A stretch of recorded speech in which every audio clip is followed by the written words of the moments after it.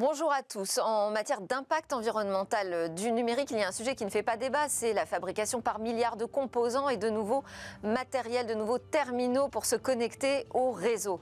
Eh bien, je vous propose dans ce cadre de travailler notre impact en regardant du côté des reconditionnés, des smartphones, des PC portables reconditionnés avec une initiative industrielle en France. Dans une deuxième partie, on parlera des progrès de l'intelligence artificielle conversationnelle avec cette star ChatGPT dont tout le monde parle en ce moment. Nous aurons notamment en plateau un représentant de Microsoft qui a passé un partenariat avec ChatGPT ou plus précisément OpenAI pluriannuel.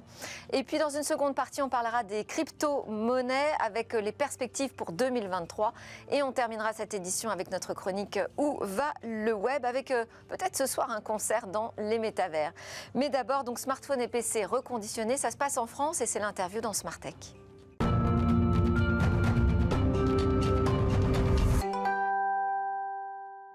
Alors sur le plateau de Smart Tech aujourd'hui, pour parler de ces progrès phénoménaux de l'intelligence artificielle en matière de conversation, en fait de maîtrise de notre langage à nous les humains, deux personnalités. Tiffaine Viard, d'abord maîtresse de conférences dans l'équipe numérique et organisation et société à Télécom Paris. Vous vous occupez notamment de l'impact sociétal de ces IA qui arrivent galopantes. Et avec vous pour discuter de ce sujet, Xavier Perret, directeur chez Azure Microsoft France. Donc Microsoft qui a noué un partenariat pluriannuel avec OpenAI, qui est la star du moment en matière d'IA conversationnelle. Bonjour à tous les deux. Déjà, merci beaucoup de votre présence. On va commencer par une interview sur notre impact environnemental. Quand on parle des usages du numérique, il y a beaucoup de débats, mais en revanche, quand on parle du matériel, là, il y a plutôt un consensus sur le fait qu'utiliser des secondes mains ou du reconditionné, c'est quand même faire un pas en avant. On en parle avec Jean-Christophe Estoudre, qui est... Alors, je vais raconter votre histoire avant de dire exactement qui vous êtes. Donc, en 2011, avec 4 autres collègues, vous décidez d'investir vos indemnités de licenciement pour sauver de la liquidation judiciaire un site industriel en France. Il deviendra le socle de votre entreprise Sophie Group et de la marque Smart, alors pas comme Bismart, vous avez mis beaucoup plus de A dans votre Smart à vous. Et l'objectif est de reconditionner des dispositifs électroniques selon des processus industriels en offrant donc les mêmes garanties que des produits neufs. L'année dernière, votre groupe est racheté par Econocom, qu'on connaît bien dans la transformation numérique des entreprises et aussi la distribution de matériel. Et donc, Sophie Group devient Econocom Factory, entreprise à mission dont vous êtes le président et donc propriétaire de cette marque Smart dont on va parler tout de suite. Jusqu'à combien de vies peut avoir un matériel informatique comme un smartphone ou un PC portable ? Oui, il faut savoir effectivement qu'un utilisateur de smartphone aujourd'hui renouvelle son matériel à peu près chaque 2 ans. Donc, pour la partie téléphonie et smartphone, on peut donner 2 vies, 3 vies, jusqu'à 4 vies sur un terminal avant qu'il soit dépassé technologiquement. Qu'est-ce qui fait qu'il est dépassé, justement ? Parce que les batteries, aujourd'hui, c'est anecdotique, ça se change assez facilement. Où est-ce que ça coince ? Alors, c'est juste l'évolution de la technologie qui fait qu'à un moment donné, le produit est dépassé.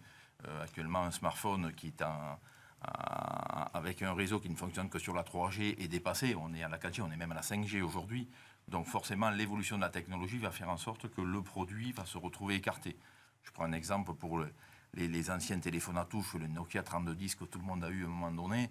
Il n'y a plus d'utilité, on ne peut pas accéder à Internet. Donc automatiquement, ces produits-là vont sortir effectivement d'un usage classique pour un consommateur et donc vont plutôt aller vers le recyclage et la revalorisation de la matière.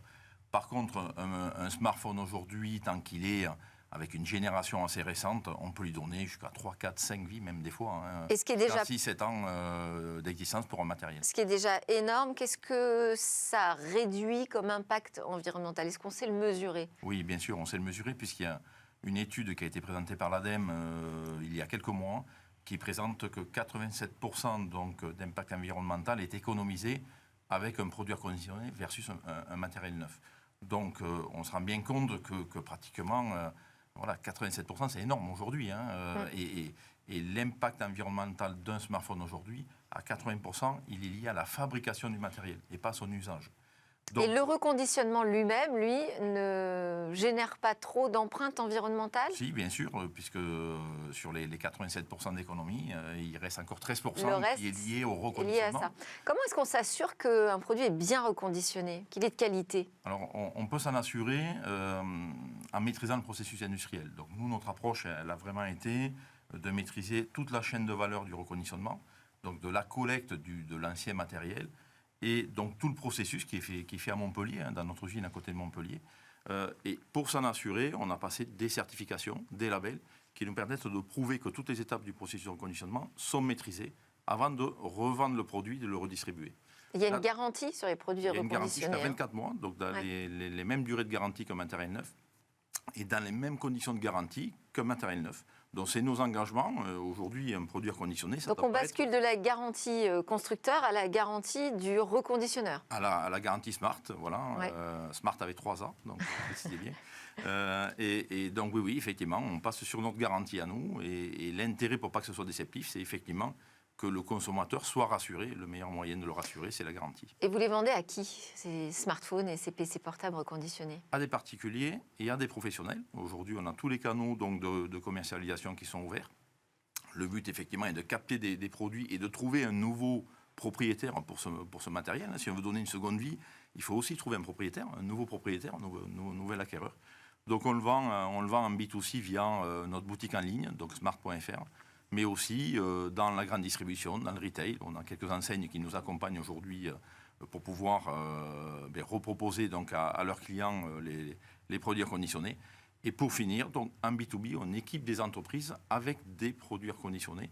Et là, on est vraiment dans l'achat responsable et on échange beaucoup avec les acheteurs et avec les équipes RSE donc des entreprises qui veulent vraiment faire un achat responsable sur leur partie numérique et informatique. Alors j'ai une question de Caroline avec qui je travaille. Elle demande, est-ce que vous constatez vraiment un engouement pour ces produits reconditionnés et est-ce que le prix est le seul moteur d'achat? Le prix est le moteur principal d'achat. Oui, on ne peut pas le nier. Un engouement, oui, puisque aujourd'hui 2 tiers des Français savent ce qu'est un produit reconditionné. Le prix, c'est le principal moteur, effectivement, pour pouvoir acheter un produit reconditionné, mais pas que.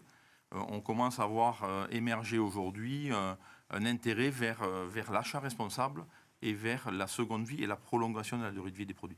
Donc c'est aussi un achat environnemental et un achat responsable qui est effectué quand on achète un produit reconditionné. Je l'ai dit, je crois que vous êtes une entreprise à mission. Oui. Qu'est-ce que ça veut dire? C'est pas juste parce que vous faites du reconditionné, hein. Non, absolument pas. C'est un choix des dirigeants de l'entreprise d'avoir inscrit dans les statuts donc, de l'entreprise des objectifs environnementaux et sociaux forts. Environnementaux, on l'a décrit, 80% d'impact en moins sur la planète pour un produit reconditionné, mais aussi social, puisqu'on fait énormément de réinsertion professionnelle. On a une école de formation aujourd'hui qui nous permet de former nos futurs collaborateurs au métier du reconditionnement et au métier de la seconde vie. Donc c'est ça qui est intéressant aussi, c'est de travailler avec des entreprises en France, sur le sol français, parce que ça crée de l'emploi ici.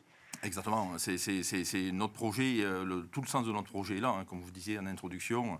On a racheté notre entreprise suite à un plan social et moi-même j'ai été licencié du groupe qui m'employait à l'époque. Et c'est avec nos indemnités de licenciement qu'on a pu reprendre notre usine et on continue dans la même politique et la même philosophie de donner une seconde vie à des personnes qui sont éloignées de l'emploi. Alors, mais est-ce que le modèle est suffisamment profitable et viable, celui du reconditionné? Oui. Parce qu'on voit quand même que le marché se tend. On a notamment Back Market qui annonce des licenciements. Je ne sais pas si vous êtes impacté, par exemple, sur la redevance pour la copie privée, mais enfin, le contexte a changé. Oui. Oui, tout à fait. Alors c'est un modèle économique qui fonctionne à condition de maîtriser toute la chaîne de valeur. Back Market aujourd'hui n'est juste qu'une place de marché, ce n'est pas un reconditionneur. Nous sommes des producteurs de matériel reconditionné et nous les distribuons sur les différents canaux. Oui, le meilleur moyen pour avoir un modèle économique qui fonctionne, c'est vraiment de maîtriser toute la chaîne de valeur et pour nous, avec l'approche que l'on a fait, de le faire vraiment en circuit court. On ne voit pas d'intérêt que notre production de produits reconditionnés fasse 3 fois le tour de la planète pour être revendue à un nouveau consommateur aujourd'hui. Il y a déjà suffisamment de matériel d'occasion disponible sur le territoire français pour aller les capter, les reconditionner et ensuite les revendre sur le territoire. Alors, vous avez commencé par les smartphones, vous avez lancé les PC portables, Oui. peut-être demain encore de nouveaux matériels informatiques. Oui, bien sûr. Le rapprochement avec Econocom de cet été nous permet effectivement d'ouvrir des nouvelles familles de produits que sont les laptops et les desktops. Mais nous faisons aussi des tablettes, nous faisons aussi des manteaux connectés. Pour nous, tout produit électronique a le droit d'avoir une seconde vie, en fait. Il n'y a pas de raison qu'il finisse en recyclage. C'est une excellente nouvelle. Merci beaucoup, Jean-Christophe Escoud. Vous restez avec nous. On va parler dans la suite de l'émission d'intelligence artificielle et des progrès qui sont faits en matière de compréhension et d'adoption du langage des humains par les machines. Alors, dans le Tech Talk aujourd'hui, on parle des progrès de ces intelligences artificielles qui maîtrisent de mieux en mieux notre langage. On a vu l'exemple impressionnant avec ChatGPT dont tout le monde s'est emparé, en tout cas dans sa dernière version. Donc, quels sont ces projets, mais quelles sont encore ces lacunes de ces IA sur le marché? Jusqu'où peut aller l'intelligence artificielle? Quels sont les impacts aussi éthiques de leurs progrès? Quelle concurrence nouvelle aussi ça peut créer sur le marché? On en parle avec Tiffaine Viard, la maîtresse de conférence dans l'équipe numérique, organisation et société de Télécom Paris. Vous avez copiloté jusqu'à cette année Thalia, qui est le laboratoire commun avec OnePoint en intelligence artificielle sur le traitement automatique du langage naturel qui a été créé en 2021. Aujourd'hui, vous travaillez sur les implications sociales de l'intelligence artificielle. Avec vous, Xavier Perret, directeur de l'entité Azure chez Microsoft France. Vous êtes en charge du développement de l'ensemble des solutions d'infrastructure, services d'intelligence artificielle et de réalité mixte, Internet des objets et de l'animation des développeurs. Ça doit bien occuper tout ça. Le cloud. Et je précise donc qu'en 2019, Microsoft a investi $1 milliard dans le laboratoire d'intelligence artificielle OpenAI, donc avec un partenariat pluriannuel. On va parler ensemble de ces progrès. Je précise que Jean-Christophe Estoudre est resté avec nous, président d'Econocom Factory. On a parlé reconditionnement avec vous. L'IA, ce n'est pas forcément votre spécialité, mais vous pourrez justement poser des questions à nos experts si vous le souhaitez. Et je vous propose qu'on se connecte tout de suite avec Benoît Raphaël, journaliste, auteur. C'est le fondateur de Flint Media, qui permet de mieux s'informer grâce à l'intelligence artificielle, justement sous forme de newsletter de veille personnalisée et désormais même automatisée. Bonjour Benoît. Bonjour. Qui a la chance d'être connecté avec nous depuis Bali. Quelle chance. Alors, dites-moi Benoît, qu'est-ce que vous avez joué évidemment avec ChatGPT 3.5 dans sa dernière version. Quel est votre regard sur ces progrès de l'IA en matière de langage naturel ? Alors évidemment, c'est extrêmement fascinant. On a entendu ça et là dire que c'était une révolution comme l'iPhone avait été une révolution par rapport au téléphone. Et c'est pas inintéressant de le voir comme ça parce que qu'est-ce qu'a été l'iPhone? C'était une révolution de l'interface. Et en fait, effectivement, ChatGPT est assez peu différent de sa maman qui s'appelle GPT 3.5, qui existe depuis déjà pas mal de temps, qui est capable de générer du texte.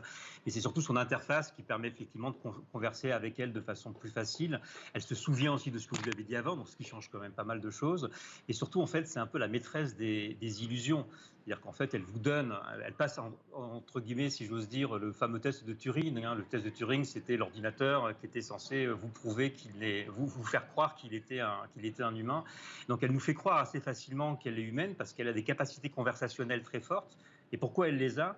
Parce qu'elle est entraînée effectivement sur des données qui incluent notamment ces éléments conversationnels. Donc, elle donne cette illusion-là.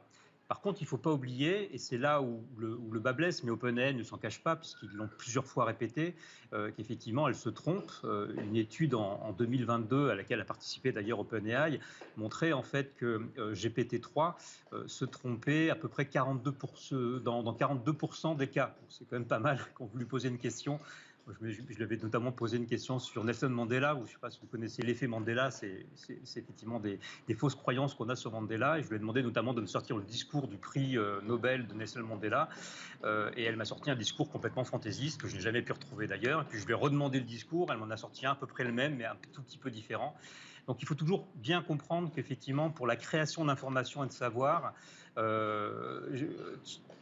ChatGPT, pour l'instant, est vraiment à prendre avec des pincettes. Il faut tout le temps vérifier ce qu'il y a derrière. Oui, c'est plutôt apprendre à collaborer en fait avec ces intelligences artificielles. On va en discuter tout à l'heure, notamment avec Tiffaine. Je voulais savoir si vous l'utilisiez maintenant, justement, Benoît.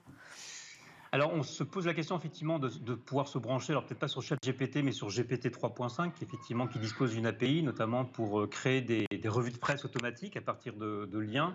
Alors, le problème, c'est que GPT ne lit pas les liens. Alors, du coup, on lui envoyait des liens, et quand on lui envoie des liens, il se base en fait sur les mots qu'il voit dans le lien, je suppose, et donc il invente.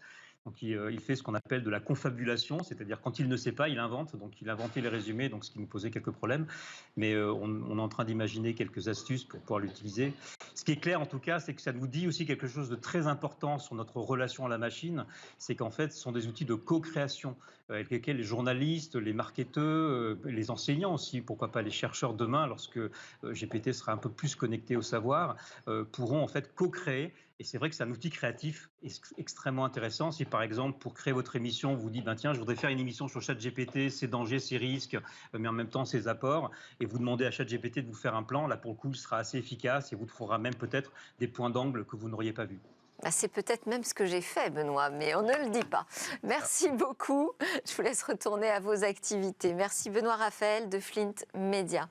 On continue cette conversation en plateau. Tiffaine, quelles sont les implications sociales justement de l'intelligence artificielle? Qu'est-ce que ça change de voir ces progrès phénoménaux en matière de langage naturel? C'est intéressant. Enfin, déjà, ne serait-ce qu'en tant qu'utilisatrice, j'ai joué un peu comme tout le monde avec ChatGPT aussi. Il y a beaucoup de chercheurs qui s'en sont emparés, notamment pour essayer de mettre en avant les biais qui pouvaient être présents dans le modèle, les limites et tout. Donc, avec deux exemples que j'ai en tête, il y a une linguiste espagnole, par exemple, qui a essayé tous les tests de linguistique classique et qui a fini par demander à ChatGPT de donner la recette de la tarte au caca, par exemple. Donc ChatGPT disait « Ah non, c'est une question inappropriée, donc je ne peux pas répondre ». Et donc elle a joué pour essayer de dépasser cette limite, jusqu'à ce que ça marche. Et donc elle a eu une recette catalogue. On met une tarte dans un moule, on plante la pointe du couteau jusqu'à ce que ce soit prêt, etc. Bon, voilà. Donc assez vite, on arrive à passer sous le vernis. Et avec des questions simples, on constate, mais OpenAI ne le cache pas forcément, qu'il n'y a pas de raisonnement. C'est-à-dire qu'on peut demander est-ce qu'Elvis Presley est mort ? Et ça, c'est un problème d'avoir le sentiment qu'il y a un raisonnement, mais qu'en fait, il n'y en a pas. Exactement, oui, c'est ça. C'est un problème pour plein de raisons. Il y a à la fois le problème de qu'est-ce qu'on reproduit depuis les données. Donc, si on a des biais sexistes, racistes, etc., qui sont présents dans les données d'apprentissage, évidemment, il y a un gros risque de les reproduire. Il y a aussi un problème en termes d'éthique dont Benoît parlait, mais de confiance. Oui. On a du texte qui est crédible, mais qui parfois est faux, donc 42% des cas. Et donc, quelle confiance on peut accorder à ce genre d'outils?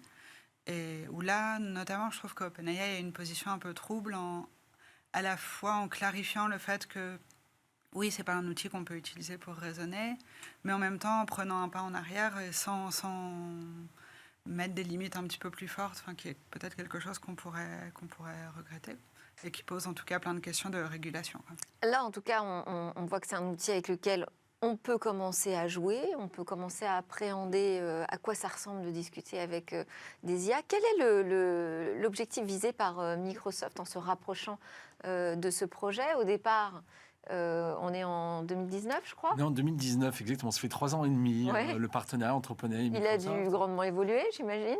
Il a grandement évolué, oui. Alors, donc Microsoft a investi presque 1 milliard, effectivement, vous l'avez dit, Delphine. Je pense qu'il faut revenir à l'objectif de Microsoft ou la mission, qui est de finalement mettre à disposition la technologie de manière responsable. Je pense qu'on y vient déjà assez vite quand on voit ChatGPT, à l'ensemble des entreprises, des clients entreprises et des particuliers et dans ses propres services derrière. OpenAI, c'est la même chose. Ce qui s'est passé depuis quelques années, c'est qu'OpenAI aboutit à des modèles de compréhension du langage, qu'on appelle le NLP, Natural Language Processing, qui sont aujourd'hui beaucoup plus efficaces qu'il y a une vingtaine d'années, même une dizaine d'années, et donc qui permettent deux choses, et je pense que c'est ça qu'il faut différencier finalement de ChatGPT. Un, c'est un système qui va comprendre votre langage, la sémantique de votre langage, pas seulement la somme des mots, et puis de l'autre côté, il va pouvoir vous proposer, et j'insiste sur le proposer, finalement, des options, des variations, des choses que vous allez pouvoir utiliser pour mieux, augmenter vos capacités. Et donc, on voit déjà apparaître, au-delà de ChatGPT, un certain nombre d'usages intéressants qui vont pouvoir, par exemple, on voit Mattel. On connaît les petites voitures Mattel. Les petites voitures Mattel a utilisé finalement OpenAI, et donc des parties de ChatGPT à l'intérieur, au-delà de l'interface conversationnelle, pour proposer des nouvelles configurations de voitures Hot Wheels derrière. On voit la Fédération française d'échecs qui utilise de l'intelligence artificielle, non pas pour combattre l'ordinateur, mais pour s'entraîner en amont, pour trouver des coups, stupéfiants ou surprenants, pour mieux quand, en l'occurrence... Maxime Vachier-Lagarde, qui est un des des grands maîtres internationaux, un champion français, va pouvoir proposer quand il sera dans son moment de combat, j'allais dire, derrière. Donc l'objectif de Microsoft, c'est vraiment de pouvoir mettre à disposition ces technologies. Et avec le côté responsable, puisque je pense qu'il faut insister là-dessus, on a des principes de responsabilité d'intelligence artificielle. Alors, juste mettre à disposition ces technologies, donc en interne chez Microsoft également. Alors, en interne chez Microsoft, pour augmenter un certain nombre de services, par exemple, on n'a pas encore parlé de DALL-E, qui est la possibilité de traduire finalement du texte en images. Ouais. On va l'intégrer dans un produit Microsoft qui s'appelle Microsoft Designer. On va aussi intégrer la même fonctionnalité dans une fonction qui s'appelle créateur d'images dans Bing. Donc effectivement, ça va augmenter un certain nombre de capacités, mais comme aujourd'hui, on a déjà des variations... Quel était l'objectif au départ? Parce que c'était au départ un rapprochement avec Azure, donc le cloud, de Microsoft. Quel bond ça permet de faire dans le cloud? En fait, le cloud, c'est vraiment transformationnel sur la manière d'utiliser des technologies accessibles avec les bons niveaux de sécurité, de responsabilité, de compliance pour une entreprise, pour augmenter ses capacités. Donc c'est vraiment la mission de Microsoft. On se souvient, on connaît Microsoft pour Bing, pour Xbox derrière. Ouais. Le métier de Microsoft, c'est de mettre à disposition à toutes les entreprises. Je parlais de Mattel d'un côté. Donc voilà, Azure, c'est pour ça que tout ça repose sur le cloud et Azure, les capacités de créer finalement ces ordinateurs très puissants et ces technologies derrière, dont OpenAI fait partie. Et pour Bing, la rumeur dit que vous allez utiliser cette technologie pour en faire un magnifique concurrent de Google Search. Alors, je ne vais pas commenter la rumeur, évidemment, Delphine. On peut assez bien imaginer comment ces outils peuvent améliorer notre quotidien sur l'ensemble du spectre. Encore une fois, je parlais de Microsoft Designer. Si vous voulez créer un PowerPoint, dès aujourd'hui, vous pouvez déjà commencer par un prompt texte, comme on le dit, créer une image dans Microsoft Designer, mais vous pouvez aussi, par une simple cocher une case et savoir si votre PowerPoint il est disponible pour les déficients visuels, par exemple. C'est de l'intelligence artificielle déjà. Voilà, c'est comme ça qu'on va augmenter Outlook et un certain nombre de nos services derrière. Donc on ne commentera pas la rumeur, mais enfin il semblerait que ce soit quand même assez proche ce lancement. Je pense qu'OpenAI génère pas mal de questionnements qu'il faut bien analyser, aussi dans ses aspects responsabilités. Donc on reste assez humble sur la façon dont nous, on va délivrer ces services pour s'assurer qu'ils ne vont pas être dévoyés tout simplement dans leur utilisation au quotidien. Alors justement, parce qu'aujourd'hui, ces outils d'intelligence artificielle qu'on découvre comme ça, brique par brique, on en a beaucoup parlé pendant certaines années, puis c'est retombé, là ça revient sur le devant de la scène, mais c'est pas nouveau. Il y a déjà aujourd'hui beaucoup de services qui utilisent l'IA. Vous travaillez à cartographier justement les démarches éthiques. On en est où sur ce point ? Sur les questions que se posent les entreprises à la tête de ces développements en matière de responsabilité éthique. Il y a beaucoup de... Donc il n'y a pas vraiment... Déjà, ne serait-ce que définir l'IA, c'est une question compliquée et qui ne fait pas spécialement consensus. Et donc effectivement, Microsoft a un document, donc une charte ou un manifeste en disant l'éthique de l'IA, pour nous, ça veut dire un certain nombre de choses, notamment en termes d'application, de données qu'on s'autorise à utiliser, etc. Google en a un aussi, Meta, donc Facebook en a un aussi, la Commission européenne en a un. Alors ils ont des documents, donc ils se sont posé des questions, mais est-ce qu'ils pensent la même chose ? Effectivement, pas du tout. Enfin, on imagine bien que la Commission européenne n'a pas le même regard que Microsoft ou Google, notamment... Ne serait-ce que pour des questions de métier.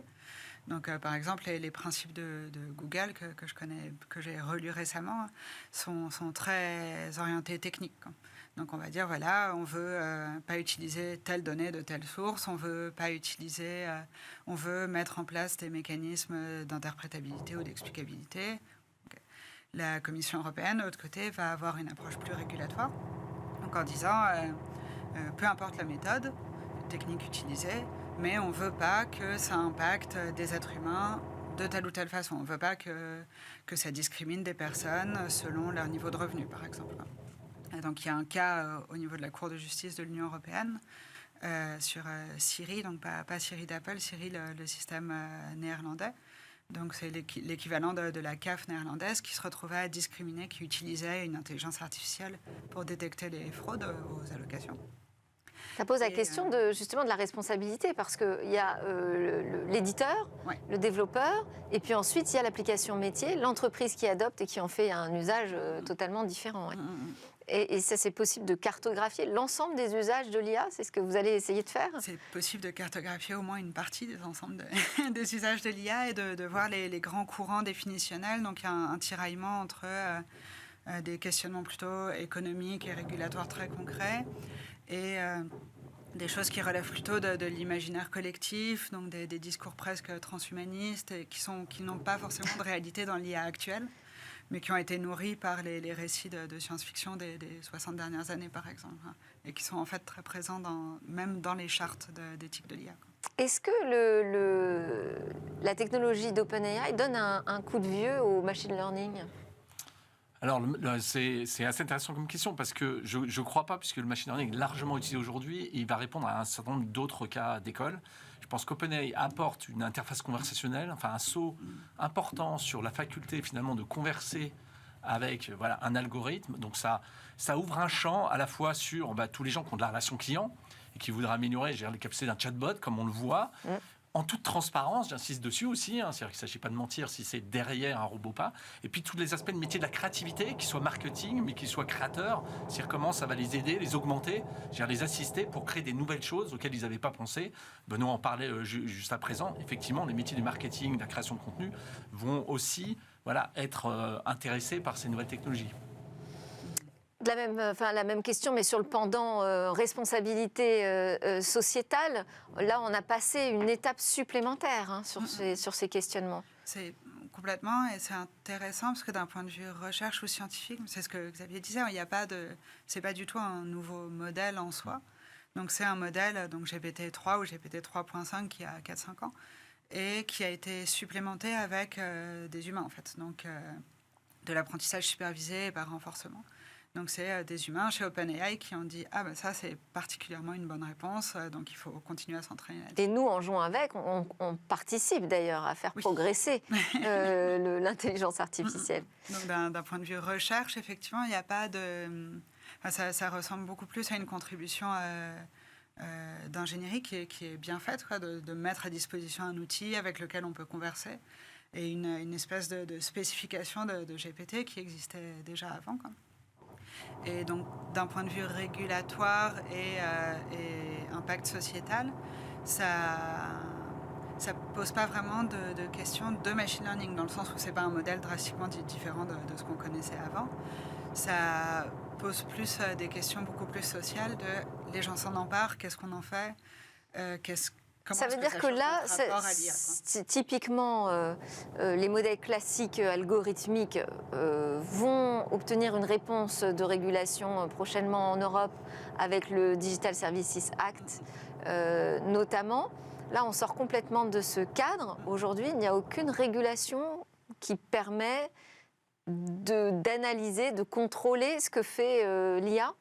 Il y a quand même, il y a donc notamment le Digital Services Act qui quand même prend une partie d'IA. Le RGPD aussi, au final, s'intéresse aux données qui sont utilisées. Et il y a le brouillon du AI Act, donc qui est censé être le RGPD pour l'IA, en tout cas dans l'esprit, qui est en discussion à la Commission européenne. Et qui, lui, pourra adresser plus spécifiquement peut-être ce sujet. On parlait des 42% d'erreurs encore aujourd'hui. On lui pardonne, puisque tout ça, c'est du test. Mais quelles sont ces lacunes? Comment est-ce qu'on peut faire pour progresser? En fait, continuer à entraîner et surtout l'utiliser sur des processus qui méritent de l'être, j'allais dire tout simplement. C'est-à-dire que là, on pense, dans le cas, j'allais dire, du quotidien très généraliste. Finalement, on projette un certain nombre de films de science-fiction, effectivement, correspondant à ça. Quand on applique finalement cette interface conversationnelle à des cas plus précis, plus centrés, là, on obtient des résultats qui n'ont rien à voir pour détecter, par exemple, on parlait de recyclage précédemment, nous on utilise l'intelligence artificielle et un certain nombre de techniques pour repérer les composants qui doivent être utilisés dans nos data centers pour faire du recyclage et puis de l'économie circulaire, tout simplement. Donc là, on va trouver des performances qui n'ont rien à voir.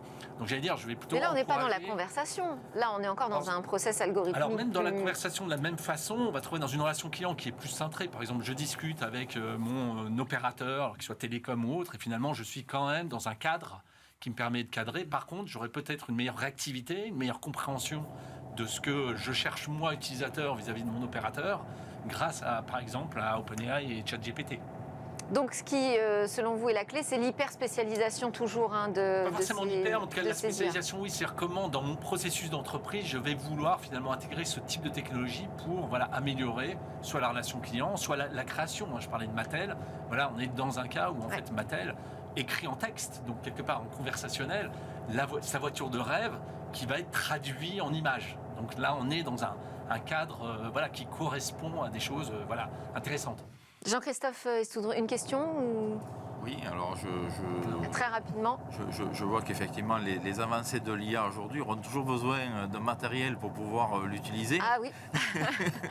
Donc on n'a pas fini effectivement d'avoir besoin aussi d'outils, de matériel, de terminaux pour accéder à l'IA.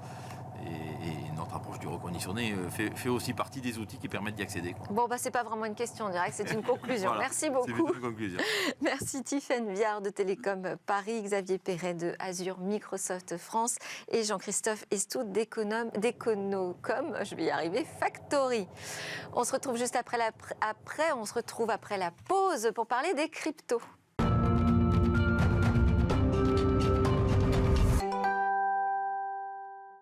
Bienvenue de retour sur le plateau de Bismart, votre émission sur le numérique et les technologies. On est là tous les jours et c'est le moment de parler des cryptos.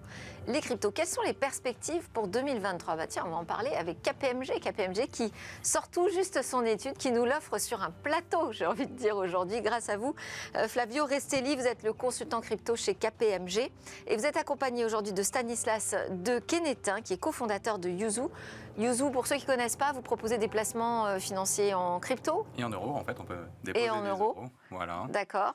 Donc vous déposez vos euros, on vous transfère, en fait, l'idée c'est de le faire le plus simplement possible. Donc vous déposez des euros ou des cryptos, et nous, on va chercher des revenus dans la finance décentralisée pour vous.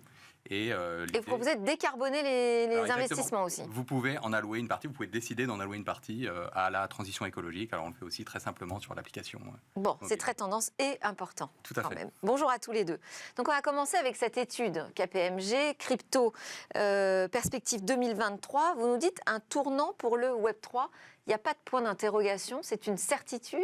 C'est une opinion en tout cas.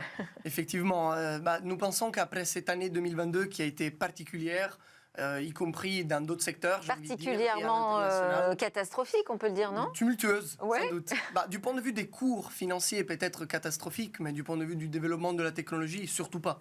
En réalité, il faut vraiment ne pas s'arrêter lorsqu'on travaille sur les cryptos, ne pas s'arrêter aux tendances financières et essayer de voir si en parallèle, la technologie est en train d'avancer. Et il se trouve que oui. Il y a de nouveaux cas d'usage qui sont développés, il y a des entreprises qui lèvent des fonds, il y a des écosystèmes qui se développent, différentes verticales, que ce soit les NFT, la finance décentralisée effectivement. Au niveau des infrastructures, on voit qu'il y a des solutions de scalabilité qui émergent. Donc la crypto se prépare au passage à l'échelle, à une adoption vraiment massive. Nous pensons que 2023, si le contexte international nous le permet, va être l'année où on revient à la normale et ce développement va ressortir. Je ne sais pas dans quelle mesure cela se traduira en termes de cours de bourse, ce n'est pas mon métier, mais certainement cet écosystème est à suivre et il ne faut surtout pas le voir comme mort après cette année peut-être difficile. Et vous nous dites en matière de technologie, ça y est, on a un Web3 qui est consolidé.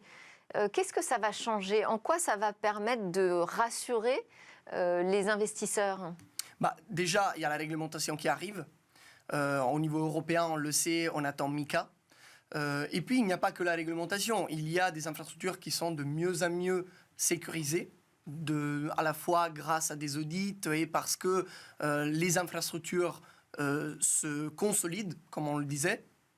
Et puis, plus solide, alors si juste, parce que vous nous parlez dans le rapport de Bitcoin et de Ethereum. Bon, Bitcoin, ça n'a pas changé. C'est une infrastructure hyper robuste sur laquelle on peut toujours compter. Il n'y a pas eu de modification. Sur la partie Ethereum. Ethereum, cette année, on le sait, il y a eu The Merge, le grand événement, le passage d'une méthode de consensus de Proof of Work, donc de preuve de travail, à une méthode de Proof of Stake, preuve d'enjeu.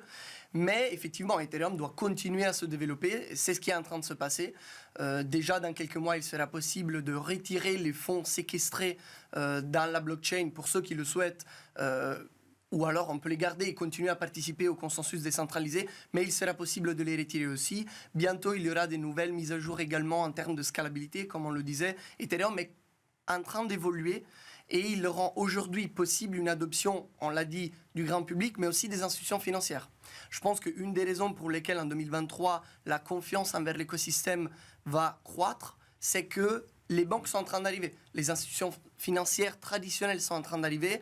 Ce sont des entreprises, des grands groupes auxquels traditionnellement on fait confiance, qui sont en train de travailler dans la durée, qui ont lancé des initiatives déjà en 2022. Je pense à des initiatives au niveau des security tokens de la part des banques françaises, par exemple, annoncées cet été.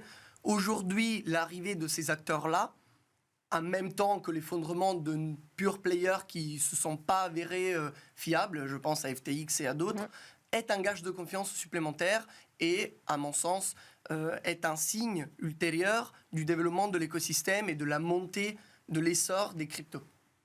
Stanislas, vous pensez que cette régulation, elle fait du bien au marché des cryptos ?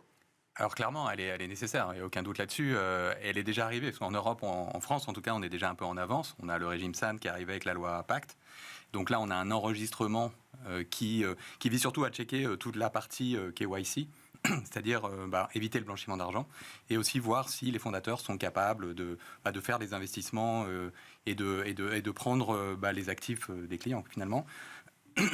Nous, on l'a fait chez Yuzu, on a eu un process d'une année avec l'AMF, donc c'était assez long, mais l'AMF a vraiment beaucoup monté en compétences, ils savent très bien ce qu'ils font maintenant, et donc effectivement, mais ça c'est la première étape, et effectivement, comme tu disais tout à l'heure, on a l'Europe qui arrive avec MiCA, on a aussi l'agrément, le 24 janvier, il y a l'Assemblée qui va déterminer si maintenant on va être obligé d'être agréé, et là c'est beaucoup plus compliqué, parce qu'il faut des fonds propres, c'est l'application en gros des autres directives, comme MiFID, des autres directives européennes. Donc là, ça arrive. Et ça ne va pas être plus compliqué pour les acteurs français, justement, ou européens, ces nouvelles directives, que pour les acteurs étrangers ? C'est toute la question. En fait, il faut justement des réglementations qui ne soient pas aussi punitives pour l'écosystème européen et qu'on puisse continuer à être compétitif, à créer, à innover. Parce que on n'a pas envie ce qui s'est passé avec Internet notamment, avoir tous les cerveaux qui partent et tous les projets qui partent à l'étranger, ça se reproduise avec les cryptos. Bon, quand on travaille dans les cryptos, est-ce qu'on n'est pas un peu trop optimiste aussi quand même ? Par exemple sur les NFT ? Oui. Cette année, on l'a vu, les NFT, il y a une hype peut-être un peu disproportionnée en début d'année. Ensuite, ça s'est calmé un petit peu. Mais ça fait 2 ans même, je dirais, la hype. C'est vrai. Là, ça s'est un peu écroulé, justement. Les volumes ont baissé, c'est sûr. Après, un nombre total, l'adoption continue de progresser. Il y a de plus en plus quand même de détenteurs de NFT. Et puis surtout, je reviens à ce que je disais avant, moi, ce qui m'intéresse le plus, ce sont les cas d'usage et la technologie qui se développe. Et aujourd'hui, par exemple, on voit des nouvelles verticales sur lesquelles les NFT peuvent offrir de l'utilité. Par exemple, des réseaux sociaux décentralisés, de l'identité numérique on-chain. Donc là, on n'est plus dans l'investissement, on est vraiment dans des usages de société numérique. Effectivement. Mais en fin de compte, je pense qu'il y a eu une petite mécompréhension de ce que c'est qu'un NFT. Un NFT, ce n'est pas un objet d'art, ce n'est pas forcément un instrument d'investissement, c'est quelque chose d'unique représenté sur une blockchain. On peut en faire plein de choses. Merci beaucoup. On est déjà à la fin de notre rendez-vous. J'en suis navrée, ça passait très vite. Flavio Restelli, consultant crypto, qui nous a offert donc en avant-première cette étude KPMG sur les perspectives 2023 dans ce secteur. Et Stanislas de Kenetin, cofondateur de Yuzu. À suivre, où va le web ?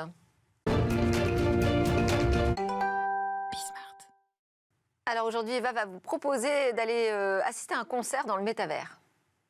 Un concert dans le métavers, ça vous dit? Eh bien, je vous propose d'en profiter dès ce soir. La plateforme française Vroom a choisi ce mardi 10 janvier pour officialiser sa plateforme immersive de performance musicale en live. Une première, un lancement marqué donc par un concert immersif de 30 minutes donné en direct par 3 artistes, dont la rappeuse française Juice. Chaque artiste présente un set de 3 titres et dans son univers immersif qu'il aura complètement personnalisé.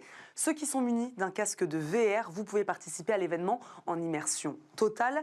Pour les autres, ce nouveau format de festival est entièrement retransmis en direct sur YouTube, Twitch, TikTok et Deezer.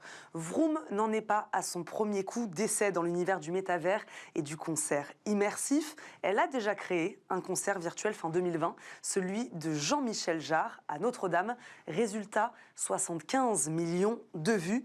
Mais cette fois, c'est donc bel et bien une plateforme immersive dédiée aux performances musicales en live qu'elle orchestre. Un projet en partenariat avec le célèbre Deezer, un lieu virtuel donc dédié aux artistes où toutes les mises en scène sont possibles. L'objectif, qu'ils soient de plus en plus nombreux à opter pour ce format de concert qui laisse plus de liberté, qui permet surtout de toucher davantage de personnes. L'Olympia, par exemple, c'est 2000 places. Un concert dans le métavers, c'est un nombre de spectateurs presque illimité. Vous vous rappelez sûrement de celui de Travis Scott en avril 2020 sur le jeu Fortnite, vu par 27,7 millions de joueurs spectateurs tout de même. Alors même si pour les créateurs, c'est aussi une solution pour ceux qui vivent loin des lieux culturels. C'était Smartech. Merci à tous de nous avoir suivis. Merci à mes invités, Flavio Resselli, KPMG, Stanislas de Kenetin de Yuzu et à tous mes autres invités avec qui on a parlé d'intelligence artificielle, de smartphones reconditionnés. Les discussions sur la tech, ça continue dans Smartech dès demain.